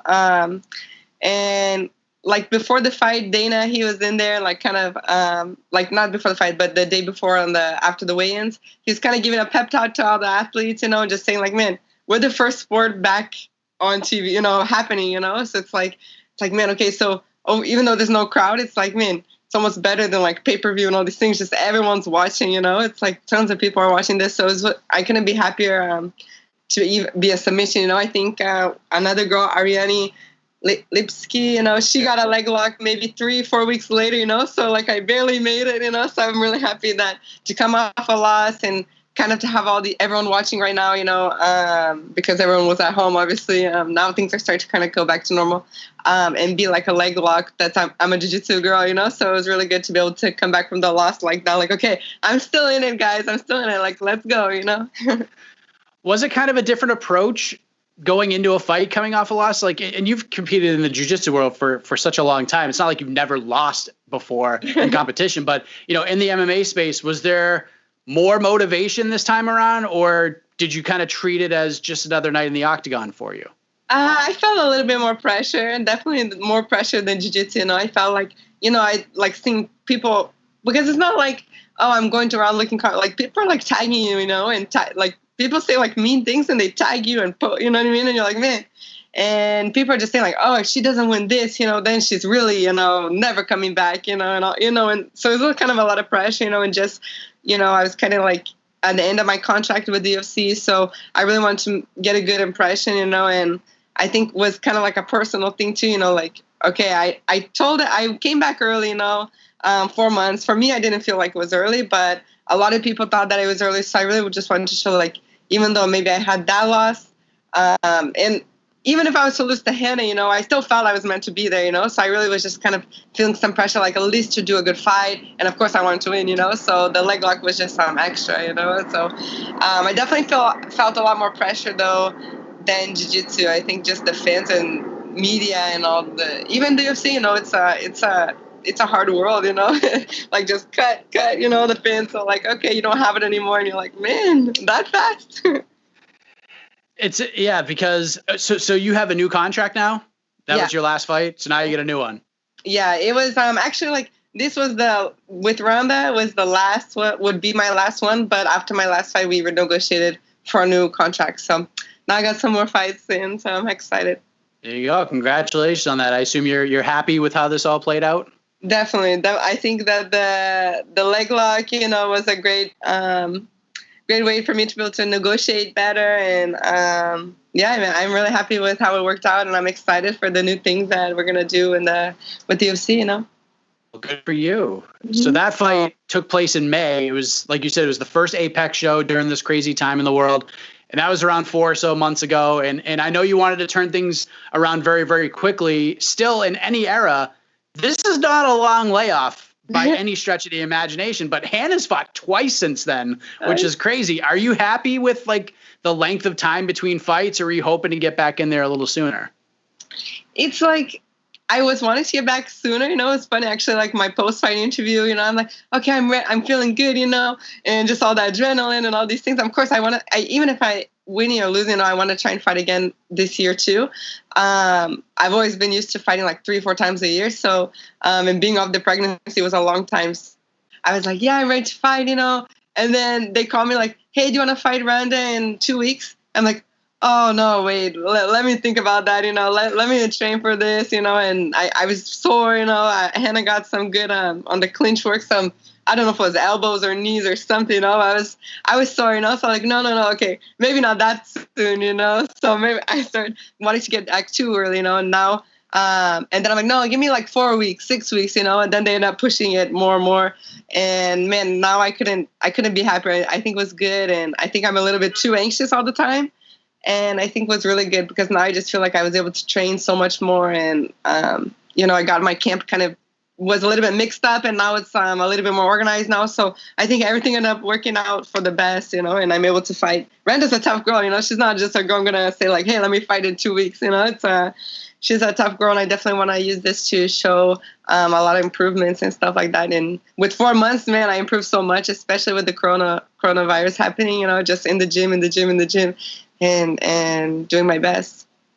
So when they offered you the fight for like a 2-week notice, I guarantee you that, especially knowing you were probably like, yeah, let's do it. And then you had to like slow down a little bit and maybe talk to your manager, the great Daniel Rubenstein, and then he probably put you in a place. Is that kind of accurate of how it went down? Exactly. And I'm like, Daniel, and then I'm seeing like Hannah. I'm like, but Hannah fought again. because after I said the no to the 2 weeks, I'm like, okay, but in 4 weeks I can, you know? And like, no, let's go, you know? And I'm like, but Hannah's fighting, and I'm seeing all these girls fight, you know? And I'm just like, man, I like, you know, you see everyone fighting, you want to be there. And I'm saying like, what about Fight Island? What about this, you know? And then he's like, explain to me, no, you know, Vegas, it's good, you know, we're not fighting 3 a.m., you know, it's close to the house, not, you know, not 15-hour flight. I'm like, yeah, that's true, you know. And now I'm so happy because my husband's gonna go, my dogs are gonna go to this fight. Moa's going, and it's better, you know. I won in the Apex, so I definitely am happy to be back there, you know, the same energy. I really liked it. And yeah, I definitely, that's why the managers are there, you know, to help take care of the athletes. So, things got shuffled around a little bit. Like UFC 253 was supposed to be September 19th, and then it got moved to the 26th, and then it got moved from Vegas to Abu Dhabi. Was there any talk about moving your fight with Randa to Fight Island at all, or was it always Vegas on the 19th and there was no other discussions? For me, they always said was Vegas, you know. I even talked to Dennis. I mean, are they going to move ours? Because I think that's a great card, you know. Definitely would like to be on the Borrachinha and Azedinha card, you know. It would be awesome to see that fight live and everything. I'm so excited. So I was really excited for them to be the main event. But then when he said, no, they pushed that one and yours is going to stay here, I said, okay, like, that's fine, you know. But from the beginning, they always said it was just going to be Vegas. Well, you still get Colby and Tyron Woodley. That's a crazy fight too, right? Yeah, I'm a fan of Tyron for sure. I'm sure there's going to be a lot of Tyron Woodley fans next Saturday, if we're being honest. But yeah, before that happens, you know, you're going to fight Randa Markos. She's been around for a long time. She's had a weird career where she's flip-flopped wins and losses pretty much the whole way, but she gets in these kinds of fights with the Gedalias and the Angela Hills and the Marina Rodriguez's of the world where people feel that she's going to get steamrolled, and somehow she comes through. How has the preparation been in lieu of this fight with somebody like Randa? Because I'm sure compared to most of your opponents, Randa's a little bit more of a puzzle than you've probably had to put together in the past. Is that kind of how you're looking at this? I mean, I think definitely she's the most experienced, and I think she's going to be the most, I guess, like, not scared fighter, you know? I think all the girls that fought me, I've always felt like I kind of respect, not that Randa doesn't respect me, no, I think for sure she'll respect me, but, you know, I just think she's seen it all. She's seen everything, you know. She's been, like you said, she's been like up and down the ring. She's been from the UFC, the house, you know, when they started the strawweight division. So, man, there's nothing that's really going to scare her or anything like that about my name or about my jiu-jitsu background or anything like that. So definitely coming into this fight is just kind of being prepared to show her, like, hey, I'm not scared either, you know, and I'm here to fight. And I know she's been up, but I haven't been up in the rings yet, you know what I mean? So I'm definitely hungry for this. I don't know how much she's hungry for, you know, for these wins and everything like that. I think for sure she loves to fight because she always puts on a show. But I definitely think she's had a long career, and maybe, you know what I mean? I don't know how much steam she has, like, to keep pushing forward and to have the motivation to just keep winning and winning and winning all the time. You know, it's kind of like, okay, win one and lose one, win one and lose one, and maybe can be kind of tiring to do that. And I'm just like going up right now. Yeah, because I mean, compared to the Hannah fight, like with Hannah, you just knew, like, all right, she's gonna stand up, but if this fight goes to the ground at all, like, it's a wrap. And that's exactly what happened with Randa. It's kind of like you don't know what the heck she's gonna do, right? Like, she can do anything. She can take you down. Yeah, I know she's like a grappler, you know, like in the MMA world, you know, so I don't know if she's going to want to grapple. I don't know if she's going to, I think she's going to want to, like, go the 3 rounds. For a lot of her fights, I've seen her, she goes the whole 3 rounds. She has like a good gas tank, like, you know, always throwing out those punches, kind of a weird style, like a little bit crossing her legs and throwing out some jabs. She knows her distance really good.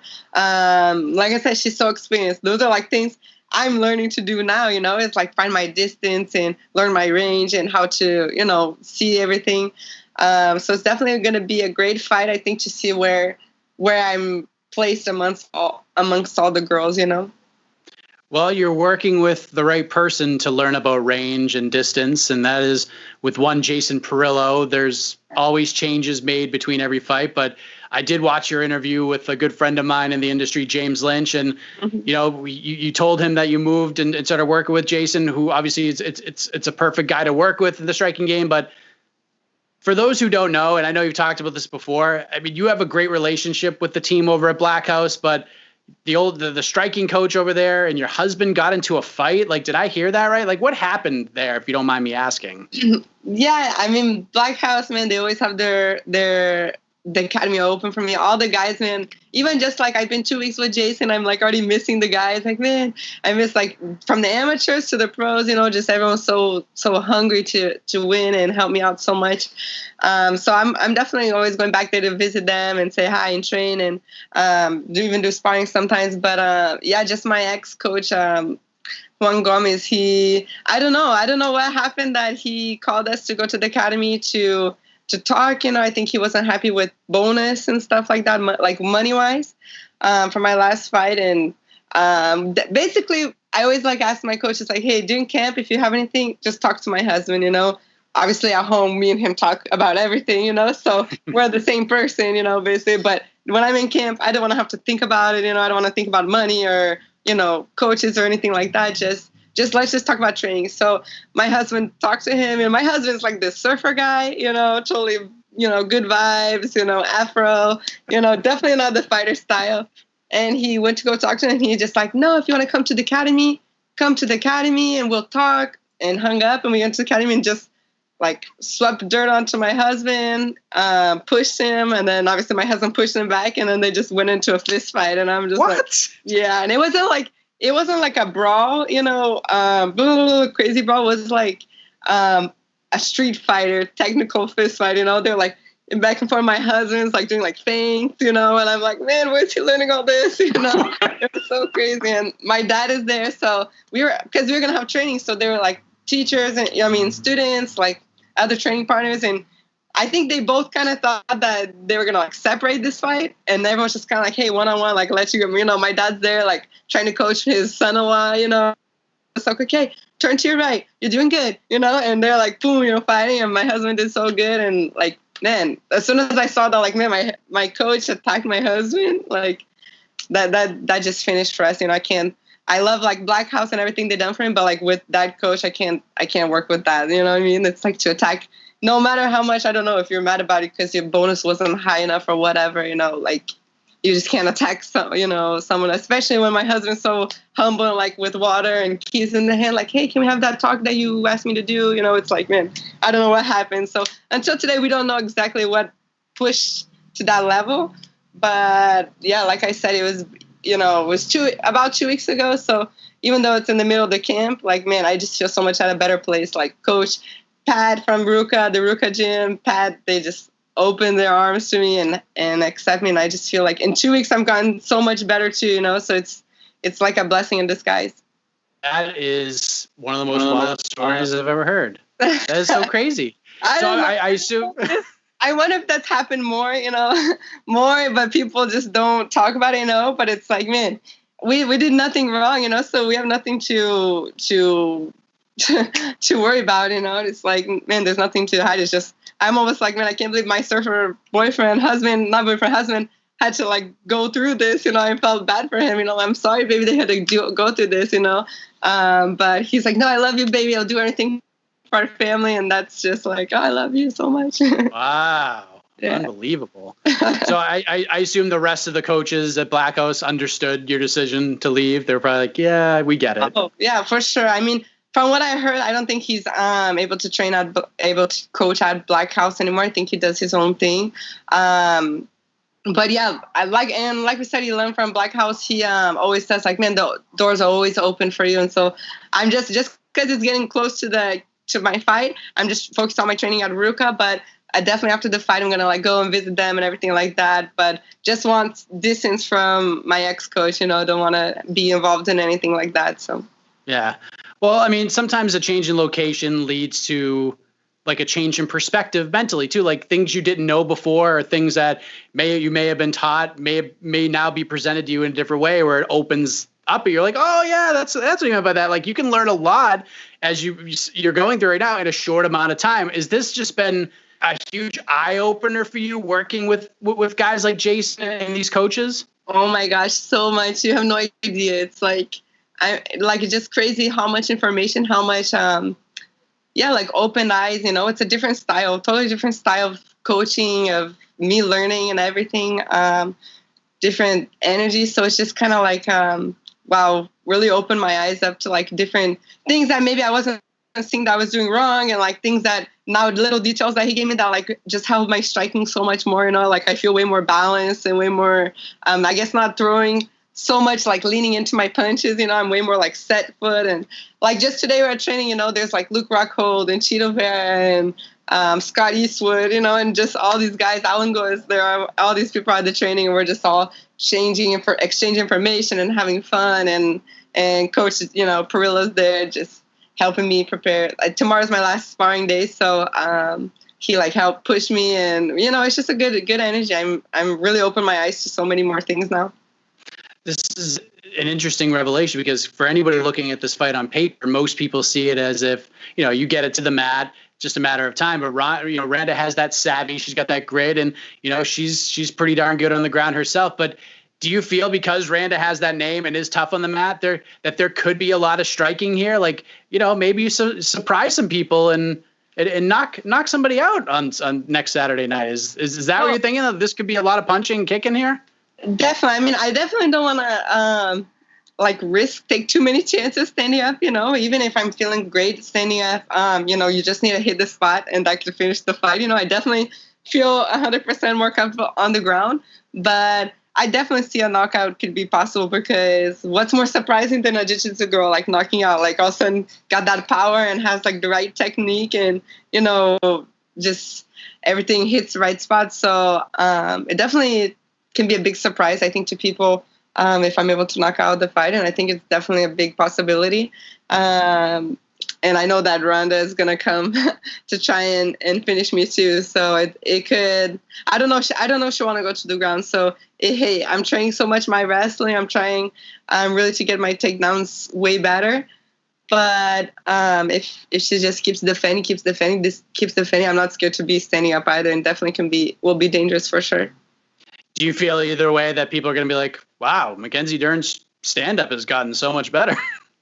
100%. I definitely think people are going to see that. Like from my fight, like with Amanda Ribas, where I'm kind of like, a little bit, I don't know, not like getting punched to the face, and I think people who watch that fight will kind of just see Mackenzie kind of like, not going forward and not too much confident to like now. They're going to see the striking a totally different. And I think they saw a little, it wasn't a lot in the Hannah Cyphers, we didn't have that much striking, but I think at least from what Bisping and DC would say, like, oh yeah, she has some sharp hands, I think now it's going to be even more, like easy for people to see like, oh yeah, she's getting really better too, so hopefully people will start to see me like all around fighter and think like, man, I want to get like 5 stars on the UFC game and everything like that. So. So you're in the top 15 now, like you mentioned. Where do you think a win over someone like Randa Markos, especially if you could put her away, where does that put you in this division? Oh, I don't know, because until today, I don't understand like 100% the rankings, so I don't know like what exactly they look at, like the person you're fighting or how you finish and stuff like that. I don't know exactly their criteria, but man, if it puts me like to top 10, hey, that's awesome, or at least puts me in the spot to fight someone in the top 10, then I'm happy, So I think definitely if I get a knockout or submission, I hope that they'll think like, okay, she's coming, she's just coming up and she's like I said, going up like this. So we'll see. Well, you're not alone. I don't think a lot of people understand the rankings, so I think we're in the same boat here. You mentioned Amanda Ribas. She's obviously been making a lot of noise these days, and from all indications, it looks like she's very close to putting pen to paper to fight Carla Esparza in December. What have you made of her quick rise? Because I'm sure at some point, you'd like to get that one back down the road. I don't know. I think that she's doing her fights, and she's on a good run. She's undefeated in the UFC, so that's the momentum you need. Is just to keep going. I don't know if she's 4 or 5 fights, I think, without losing, but I know I'm trying to get my victories back going, and we'll see. We'll see if we meet each other one day for the belt again or something like that. Definitely, I know she's a tough girl. She's going to give a lot of problems to a lot of the girls in the division. And, man, there's nowhere to run, You have Tatiana Suarez, who's undefeated. We have so many tough girls. So definitely, I think as we start climbing the ranks, we're going to start to see harder and harder fights, harder matchups, But, yeah, I think Paige Van Zandt, too, she went off to the bare knuckle. She did whatever was good for her, her thing. So I'm excited to see what comes for Paige, what comes for Amanda, what comes for Carla, and definitely what comes for me. So we'll see. I'm excited, and I think that she's doing good. I'm not going to ask you about the weight cut per se, because I think you've answered those questions. But I know for a fact, listen, I can tell by looking at you that you're in a good place right now. But I can assure you're going to get a million questions about the weight cut on fight week. It just is what it is. Is this just frustrating for you at this point? Because you made it your last 2 fights. You looked in pretty good spirits for both of those. Can we just declare for all to see right now, to all of my fellow colleagues and media members, can you just say, don't ask me about the damn weight cut. I'm good. I'm going to make it. Don't worry about it. Yeah, I'm 119 today, this morning. So, that's like 4 pounds, from 115, 3 pounds from the 116. So, yeah, you guys can ask, but man, just stop commenting, stop saying like, oh, she's not going to make it. She's not going to make it. Don't worry. I'm going to make it. And I'll probably have I don't know, maybe ice cream before the night before, I don't know what's going on. My weight's just going it's just responding so well, from the pregnancy. Honestly, I think it's from the pregnancy. Again, I say this every fight since my pregnancy. I still want to get the strength more and more and more. I'm not where I want to be 100% strength-wise. Just because Corona and the gyms, everything's closed, it's just hard to get. I really want to weights, get bulk up. But yeah, I feel good. I'm feeling even stronger and more leaner. I think leaner than my last fight. So yeah, my weight's awesome, and yeah, please guys, you don't need to question my weight anymore. I understand. I've had 3 missed weights in my career, so I know. And my last one in Rio was a lot, So I understand people are gonna hold it against me for a while, but Colby, he made a meme about me on that fight, so that's why I'm man, just stop talking about my weight, talk about whatever, talk about Kobe, talk about whoever, but not about my weight, please. Talk about anything, but not my weight.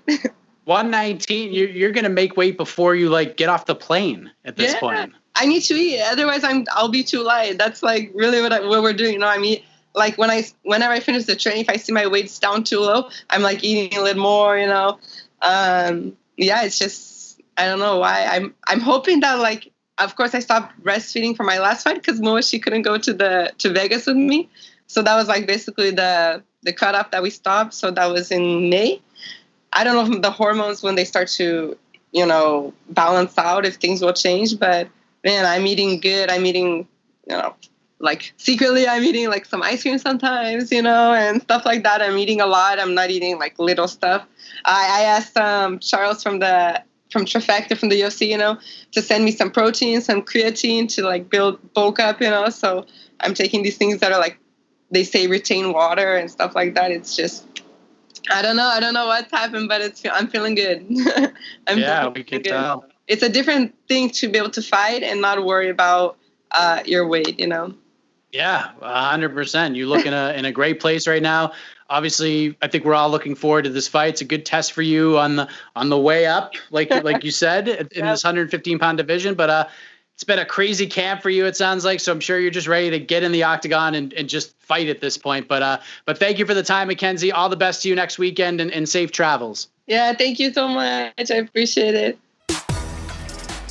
It's a great fight this Saturday. Good test for Mackenzie Dern. Thank you. Big thank you to her for her time. And, as you've seen, if you've been following Randa Markos' career, when she's coming into a fight off of a loss, not only does she win, she likes to surprise some folks as well. So it should be a lot of fun on September 19th as we move ahead. And listen, in a world that is oftentimes negative, there's no more positive way to wrap up any kind of a show than to do so with the nicest MFer champion of the universe. So let's check in and see what Stephen Wonderboy Thompson is up to right now. Stephen Wonderboy Thompson back on the show. A lot going on in the welterweight division, so I thought, you know what? Let's check in with the nicest MFer champion of the universe himself. Stephen, good to see you, man. Good to see you too, man. Always a pleasure to be on with you, my friend. Always have a good chat and a good time. So I appreciate you having me on. Absolutely, man. So how's things going in South Carolina? We were talking a little bit off air. You said upstate karate is just bursting at the seams right now. Everybody wants to come in and learn. Everybody's wanting to come in, man. I mean, we got, kids are coming back. Well, first off, kids are allowed to go to school, I think, twice a week. So when they're not in school, parents, a lot of these parents that are working full time can't be at home all the time. So we have an e-learning thing going on in our gym. So my brother and a bunch of other teachers are there helping them out, opening up at 7 a.m., helping these kids with their homework. They know not to bring me in to help any of these kids with their homework. So I am the gym teacher and the lunch teacher. The two subjects I was the best at in school, gym and lunch. So that's what I do. But yeah, everything's getting back to normal, slowly but surely. So let me ask you a question, because I'm curious about this, because I had an interesting conversation with my wife about this specifically. So I don't know if you've watched have you watched Cobra Kai yet? Have I watched Cobra Kai? Okay. First off, Karate Kid was one of my all-time favorite movies growing up. And for them to come back, I love it because, the 80s is kind of coming back, right? Like the whole 80s vibe. You got that with Stranger Things. I love the freaking 80s movie. I like the whole 80s vibe it still has. And, not caring what people think about them and just saying what you want to say. It's hilarious. I mean, and it still has kind of like that cheesy, martial arts vibe to it as well. You know what I mean? Kind of like cheesy. And that's what the whole Karate Kid was about growing up, It was cool. It just makes karate cool again. I love it. Have you seen an uptick in memberships because of that? Because like my wife is through the show like I think like season 2, the 4th time around. She signed up for martial art for Okinawa karate today for a 3-month program. And I was like, are you kidding me? I was like, oh, you're doing it? She goes, yeah. She goes, after watching Cobra Kai, like if something happens in the parking lot, I want to be able to kick some butt. Like, dude, that is so cool. I was so happy. You know what? I don't know. We're getting a lot of kids coming in, brand new kids. Like we literally had like 15 new kids started this week. And I got to ask them. It might be because of Cobra Kai, because it's on Netflix now. Yep. So I got to ask.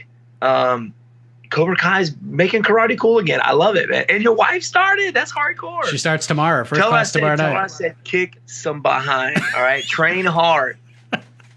I will tell her that. So let's talk about you, because I mean there's so much exciting stuff going on in your world. There's a lot going on at 170 pounds, but more importantly than that, how's everything going with you, I guess, in your quest to return to fighting whenever that opportunity may arise? I know, man. Everything's good. Like everything's good. My injuries are healed up. Like it kind of took a weird turn. I ended up I broke my hands my last fight, almost last year. I mean, it's almost been a year since I fought. November, broke my hands. It took forever for them things to heal. I don't know if it's because I'm getting older.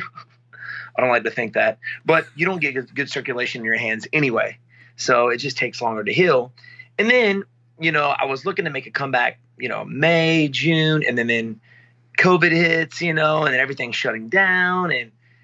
And then I had Chris Weidman come into town. He spent a lot of his camp with us, and he ended up picking me up and dumping me on my freaking head, and I dislocated like my collarbone, right? So like every time I throw a punch or fall down, my collarbone would kind of rub across my breastplate. It was super painful. And then, but you know what?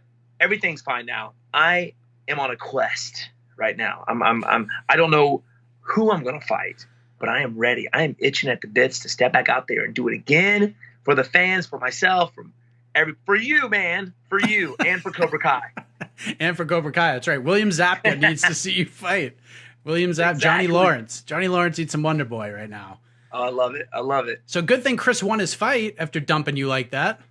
Oh, I know. And you know what? It's funny because he starts off the fight moving like me, like everybody. Oh, he's looking like Wonderboy out there. I'm like, God, please, like because whenever he, I think he lost to Luke Rockhold, he threw a spin kick, and everybody blamed me for it. What'd you do? That wasn't my fault. I didn't teach him that. But he started moving around, and he kind of reverted back to his old his the way he normally fights, right? That just grinding mentality, his wrestling. And the guy that he fought was he said he was the strongest dude that he has faced. And the guy was huge. He used to fight in my weight class. Yeah. I think he got beat by Gunnar Nelson, and he said he was so strong. And of course, that being, it's been a while since he's fought with the neck surgeons and things like that. You kind of get out of the swing of things, and it was kind of like a do or die fight for him. He had to go out there and perform and win this fight. So there's a lot of stress going along with it. But I was very glad to see him go out there with that and beat this guy. You know what I mean? The old Chris Weidman going out there, even though he got tired in the second round, he come back in the third round just gung-ho, like he wasn't even tired. So I'm proud of him, man, for sure. Getting that win, getting that W. And his mind's right. He's now a Southerner. Yes. Moved to South Carolina. I don't know if you saw that or not, but he's slowly talking like this. So, yeah, he's living about an hour and 30 minutes away from me. He's still in South Carolina, Fort Mill area, which is in between Charlotte and us. So he's got family in Charlotte, family here, and he wanted to kind of be close enough to both. So he's right smack dead in the middle on the South Carolina side. So very cool. I'm glad. Yeah, now you don't have to go all the way to New York to see him. You just get in the car and drive an hour and a half. It's beautiful. I know it. I love it. I cannot wait. I'm just going to drive up there this weekend and say, what's up? What's up, y'all? You better open your doors. I'm coming in. I'm coming in. You're not going to get rid of me now. Say what's up and then get back in the car and go home and just do it like that. See ya. So, so much has happened since we last spoke. We spoke right before UFC 251. It was Usman versus Masvidal in the main event. Usman retains his title, and the fight went the way most expected it to, you included. You came on the show and you said, I'm a Masvidal fan all the way because of where it could lead to, but you said, listen, I'm going with Usman. I just feel like his wrestling's going to be too much. What did you make of Usman's performance? And more importantly, I guess, it wasn't viewed very positively amongst the fan base, but a win is a win. You got to defend your title and make that money, right? Exactly. But the thing is, Usman is not the type of guy to go out and with a spectacular knockout. He's never been that. I think he's got maybe one or two. I'm not sure what his record is, but he doesn't have a whole lot. And he's a wrestler, right? He's a wrestler, and that's what he does best. That's what got him the title. He uses his striking and to get get his opponent up against the fence, and he grinds him out, right? And it's he did exactly what I thought he was going to do. Masvidal, I thought he was going to be.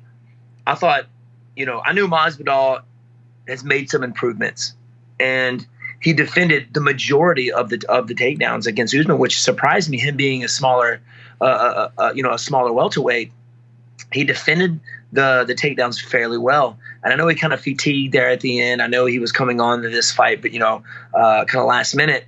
But I thought Masvidal did a spectacular job, a really good job. And I think with a proper camp, he could go out there and really take it to Usman for sure.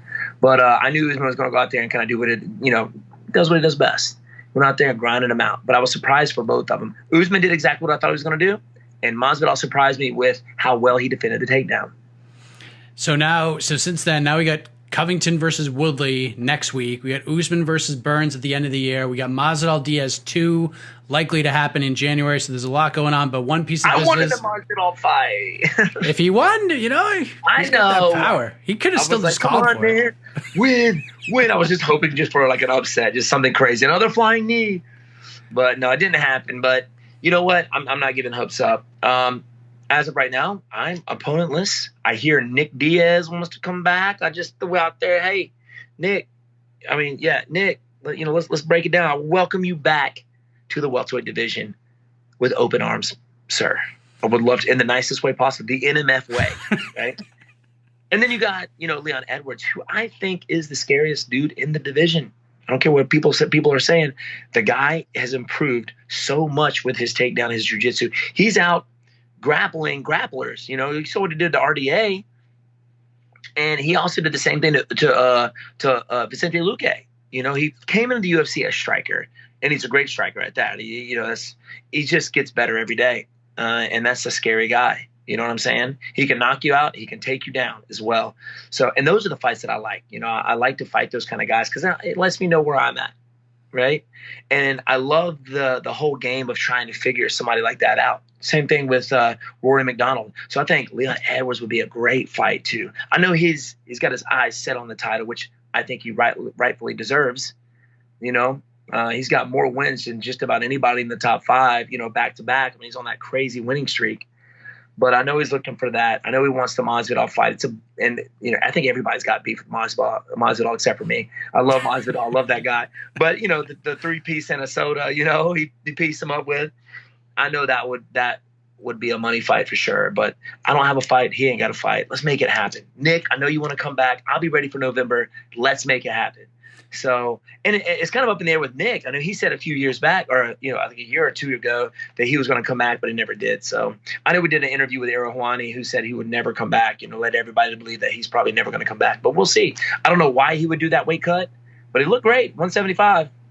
Yeah, I was just going to ask you, because ever since this news came out, friends of mine who are fans of the sport, friends of mine who are very casual fans of the sport, have all called me, have all texted me, and they said, Nick Diaz is coming back. And I'm like, yeah, so? I'm like, listen, one of my colleagues on one of the shows I host said it beautifully. He goes, the most ironic thing in MMA is that the guy who brought out the term wolf tickets has sold more of them than anybody else in the sport right now. And he's talking about Nick. Do you believe that he's going to come back? Like, was that video enough for you to believe it? No, I don't think it's enough for me to believe it. You know, I'll believe it when I see it. When it's a set and done fight, then I'll believe it. You know, because he said several times that he's coming back, and you know, yeah, he's a great fighter. He's like GSP. He's a lifelong martial artist. So I know if he does come back, what kind of tricks he's got up his sleeve, or is he going to be the same fighter as he was before? So I'm anxious to see if it's possible. What is something different he's going to bring to the table, because everybody around him, you know, has improved. The game has changed a little bit since the last time he's fought. Has he made the changes as well? But I'll believe it when I see it, my friend. Yeah, I'm at the point where he needs to be in the octagon, getting introduced by Buffer, and then the door shuts, and then the punches are thrown. And then I'll be like, yes, there he is. He's back. He's officially back. I'm with you 100%. I feel like the Edwards fight is a no-brainer. Like I know you did an interview with the great dudes from Submission Radio.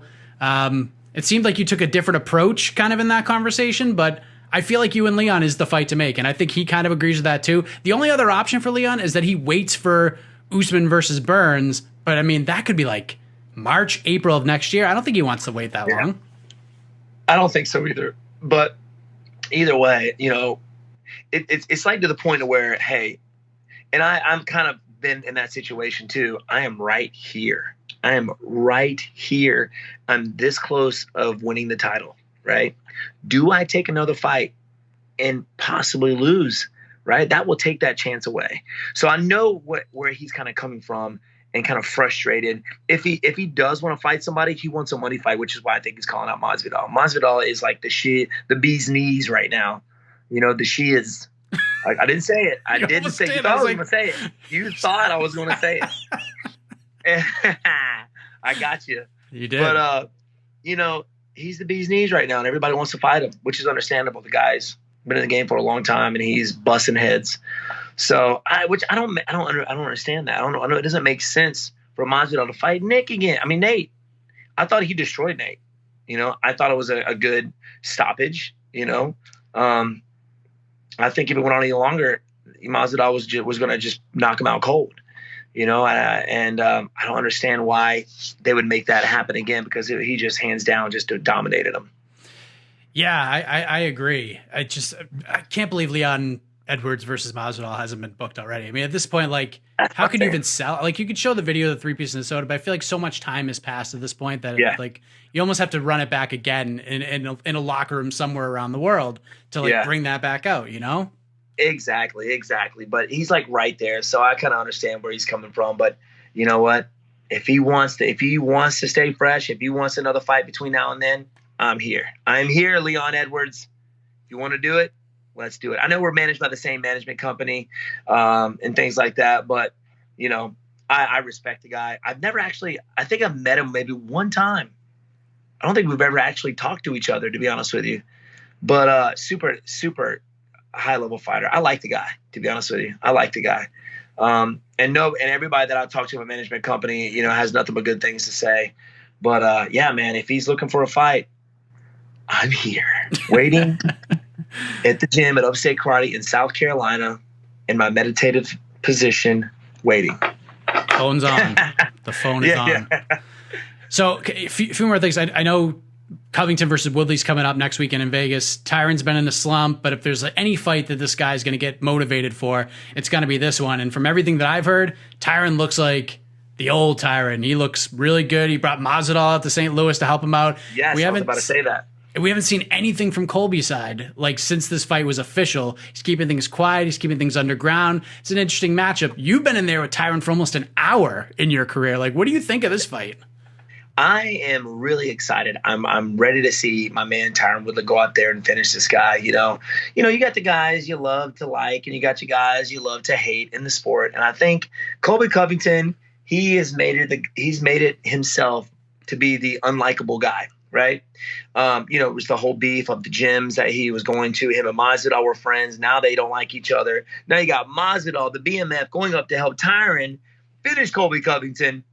I think it's great. And from what I hear, Tyron is ready to rock. And I think it was kind of an eye-opener. His last fight, and I was watching some interviews and seeing him on Instagram and stuff like that. He was fired up for that as well. He's fired up.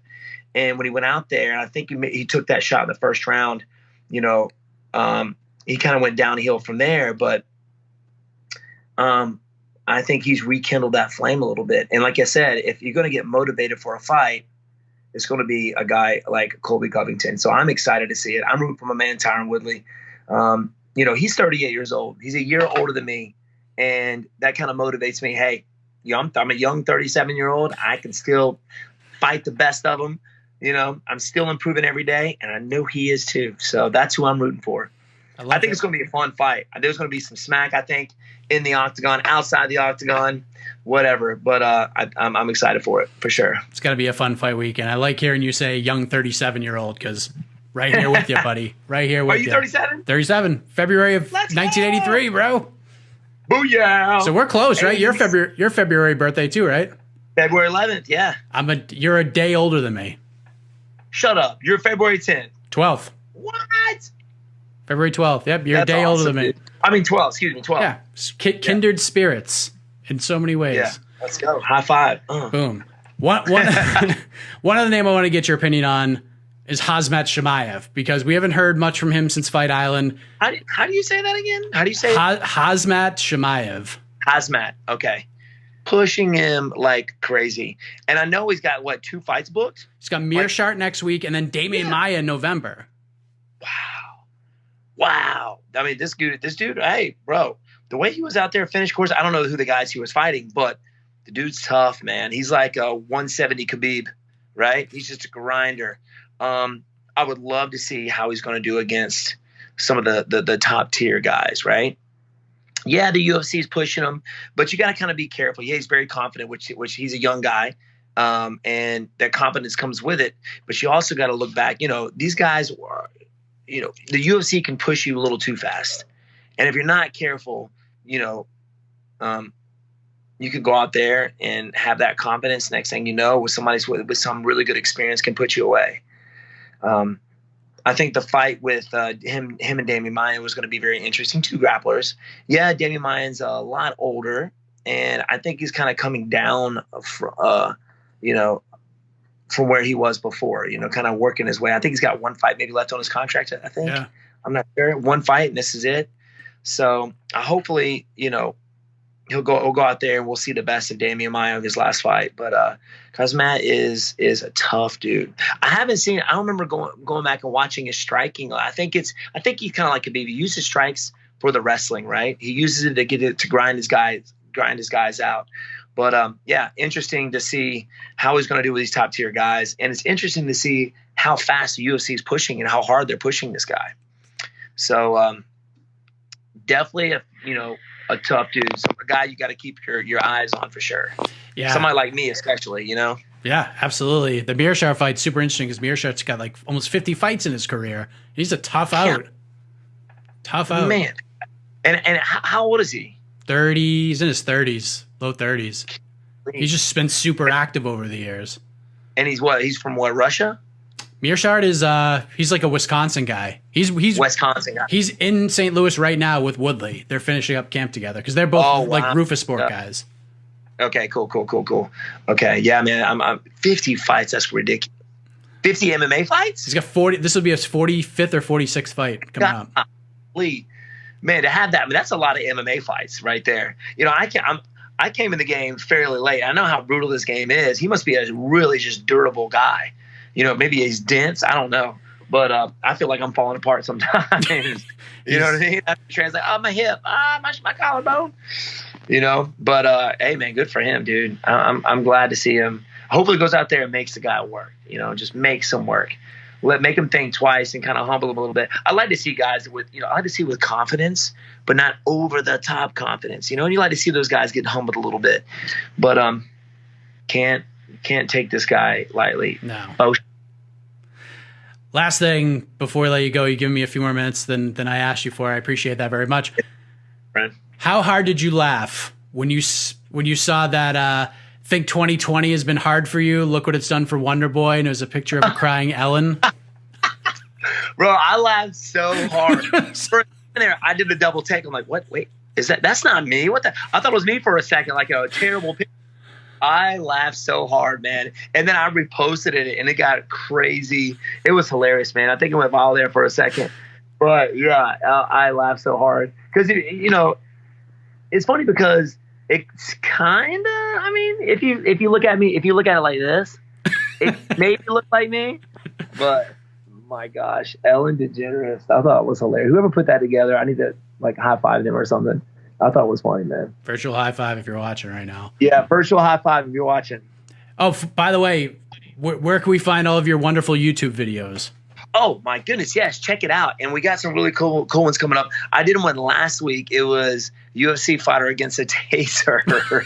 I don't know if you saw that. Did you see that? I haven't watched it yet, but it's bookmarked. Check it out. It's awesome. It's awesome. UFC fighter versus taser. A lot of fun. But, you know, I break down fighters. I break down my techniques for you know, people who are fans, and I have mindset videos as well. Go check it out. It's Stephen Wonderboy Thompson on YouTube. Hit that subscribe button. And you guys can, you know, I'm on Instagram, Wonderboy MMA, Twitter, Wonderboy MMA, Facebook, Stephen Wonderboy Thompson. So come and check me out. That's all I got to say. And of course, this guy right here, obviously, thank you for everything, man. I always love chatting with you. And there you have it. Another edition of What the Heck is in the books. Big shout out and a whole bunch of appreciation sent to all of our guests this week. Always a pleasure to talk with these amazing athletes, these phenomenal men and women of our sport as we put a bow on another episode of the show. Big thank you to Casey Lyden on the production, as always, Esther Lynn on the graphics, and of course, to all of you watching and or listening to the program every week. It means the world. And with that, I am Mike Heck saying so long, everybody. And as always, have a heck of a week, everybody.